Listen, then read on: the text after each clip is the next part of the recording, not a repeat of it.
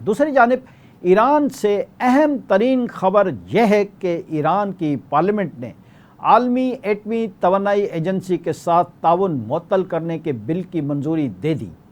ایرانی میڈیا کے مطابق پارلیمنٹ کے آج ہونے والے اجلاس میں اس حوالے سے اراکین کی اکثریت نے یعنی 221 ووٹ ڈالے گئے۔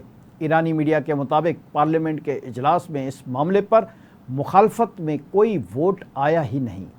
میڈیا رپورٹس کے مطابق اجلاس سے ایک رکن غیر حاضر تھا۔ اس سے قبل ایران نے اسرائیل سے ہونے والی جنگ میں تباہ ہونے والے اپنے ایٹمی مراکز کی دوبارہ تعمیر کا فیصلہ کیا تھا۔ سربراہ ایرانی ایٹمی ایجنسی محمد اسلامی کا اس حوالے سے کہنا تھا کہ مراکز پر حملوں کی پیش بندی کر رکھی تھی۔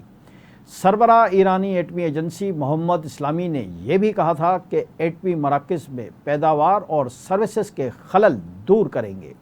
دوسری جانب خبر ہے کہ ایران نے اسرائیل کے لیے جاسوسی کے الزام میں 3 افراد کو پھانسی دے دی ہے۔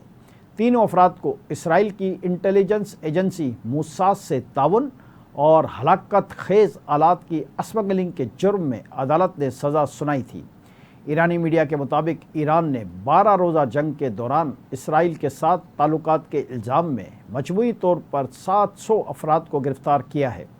یاد رہے کہ ایران اور اسرائیل کے درمیان کئی دہائیوں سے جاری شیڈو وار میں ایران متعدد ایسے افراد کو سزائیں دے چکا ہے جن پر موساد سے روابط اور ایٹمی پروگرام کے خلاف کارروائیوں میں ملوث ہونے کا الزام تھا۔ دوسری جانب ایران کے پاسداران انقلاب کی قدس فورس کے سربراہ جنرل اسماعیل قانی زندہ ہیں۔ عرب میڈیا کے مطابق اب کئی ویڈیوز میں جنرل اسماعیل قانی کو تہران میں ہونے والے فتح کے جشن میں دیکھا گیا ہے۔